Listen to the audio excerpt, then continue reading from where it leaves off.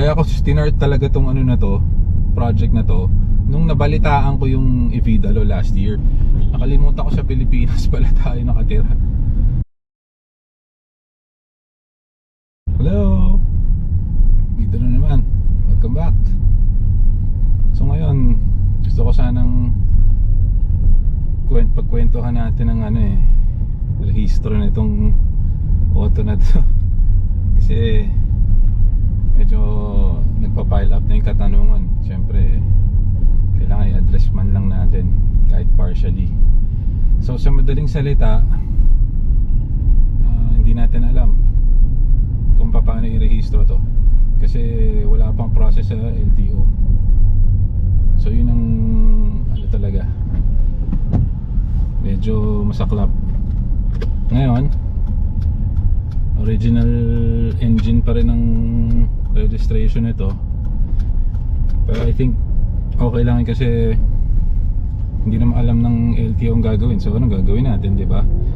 Basically ang prinsipyo dyan is innovation comes before regulation. So parang dati pagpasok ng Uber dito sa Pilipinas, walang classification ng Uber, di ba? Ngayon tawag nila TNVS yata, ganyan. So dati wala silang classification, kumbaga parang private lang eh. So talagang essentially hindi talaga dapat yun, payagan dahil nga walang classification. Pero pag wala ka namang process para i-register yung ganong klaseng innovation, edi ano magagawa mo, di ba? Kailangan ka as LTO, gumawa ka ng, or LTFRB, gumawa ka ng process para i-regulate yung mga ganon. So innovation comes before regulation, di ba? Pero yun nga, so ngayon anong ginawa ko? So sa mga ilang buwan na nakakalipas, so nagtanong ako sa LTO kung paano i-register yung auto ko as electric. So ngayon, sabi dun ng inspector, ang sabi is kailangan ko ng affidavit of change fuel, tapos kailangan ko ng original certificate of registration and OR, tapos kailangan din ng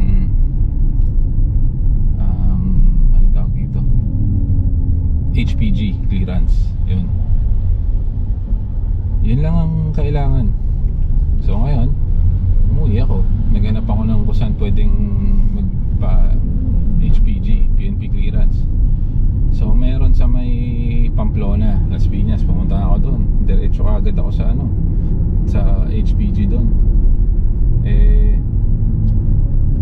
Pagdating doon, sabi ng HPG, magtanong daw muna sa inspector kung anong proseso. Sabi ko, ang nagsabi sa akin nun, LTO mismo, pero sa Kabihasnan. Wala kasing doon, HPG, kaya pumunta ako dito sa Pamplona. Ayaw ng HPG. Binuksan pa lahat ng dala ko tong auto. Binuksan lahat, in-inspect. Gulat sila. So hindi nila alam ang gagawin. Pumunta ako sa LTO, tas kung kanina na ako pinasa, hanggat napunta ako sa isang tao doon na shoutout sa kanya na maayos kausap. So ang dami namin pinag-usapan hanggang sa napunta kami sa hindi nila marerehistro doon, kailangan sa main office. So pumunta ako main office, East Avenue. Ayan, sama ko pa si Mickey. Ngayon, hindi ko dinala yung kasi baka mahuli or something, di ba? So hindi ko dinala yung sasakyan. Ayan, pagdating ko doon, diretso ako sa LTO mismo. Kung ano-anong window ang tinanungan ko. At sa may isang window doon, hindi ko alam kung ba't ako doon nagtanong. Naghahanap sila ng custom certification. Sabi ko, ba't kailangan nun? Ito, dala-dala ko yung customs ko. So ngayon, kailangan nila ng mismong certificate na galing sa customs about dun sa in-import kong electric motor. Ngayon, wala ako nun, pero kompleto ang customs documents ko na may in-import nga ako. Pero hindi yung specific certificate na yun. So ang gusto, pumunta daw ako sa customs, maghanap ako ng humingi akong certificate. Nasa Pampanga yung FedEx na nagdala ng ko. Ayoko pumuntang Pampanga. Nag-email ngayon ako sa customs, wala. Naka 5 emails na siguro ako. Hintay ako na hintay. Kada linggo email ako ng email, wala. Hindi ako pinapansin. Pati FedEx, yun ang sinasabi sa akin. Sa customs daw ako dumiretso. Kahit humihingi ako ng tulong sa kanila kung sino yung nag-inspect, i-email ko lang daw diretso. So kumbaga ayaw na nila ako tulungan. Parang labas na sila doon kasi nakalusot na sila bayad na sila sa akin eh. 'Di ba? So medyo disheartening yung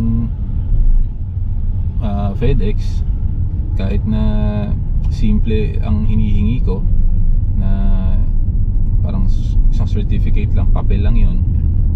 'Di ba? So ngayon nandito tayo sa kalagayan na 'to.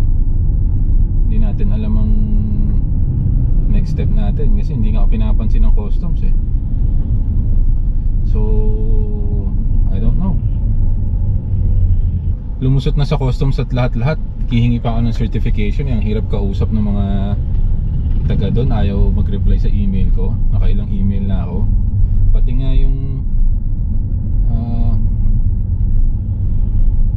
ARTA anti-red tape sinisisi ko CC as in carbon copy sa email So wala pa rin. Nakailang email na ako. So hindi ko alam kung anong next step. Tapos may narinig pa ako sa LTO dun sa East Ave na may DOE pa daw. Ano kinalaman ng DOE sa pagpaparehistro ng sasakyan? Diba? I mean, that goes to show wala pa talagang process para sa ganito. Pero tingin ko, kumbaga, di ba before yung e-bike nakakaikot-ikot na, wala pang process sa ang LTO. Pero so tingin ko ang dapat gawin re-register lang tong auto na as EV. So palitan lang yung classification, gawing EV. Tapos na kaya ako tinart talaga tong na to, project na to, nung nabalitaan ko yung Evidalo last year around April. Sabi ko, uy, okay to. Nung binasa ko yung Evidalo, sabi ko, uy, the government supports innovation. Nag-decide na ako na i-start yung project. Kasi nga eventually mawawala ng tax and whatnot. Wala kang coding, alam mo yun, gandang prospect. Nakalimutan ko sa Pilipinas pala tayo nakatira. So ayun, hanggang ngayon medyo nasa limbo ako. Kaya ayun, hindi ko masagot yung mga nagtatanong sa comments kasi nga nasa kalagitnaan ako ng proseso. So parang ayoko ma-preempt, magsabi ako ng kung ano-anong info, 'di ba, na nasa gitna ka pa, di mo pa talaga alam. Pero parang ngayon wala talagang kasagutan for now So hindi ko pa rin alam paano to. Pero as long as meron kang original na registration, yun na lang muna, 'di ba? Agad sa magkaroon na tayo ng community at bigyan nila ng panahon at pansin yung ganito. Actually yung mga nagmamanufacture, mga Egypt, tingin ko pwedeng ganun same process sa Egypt, kasi matagal na yung mga mga electric jeep na ilang taon na yun kahit nga yung mga e-trike nasa BGC dati. The Ford pa lang ang BGC nun, may e-trike na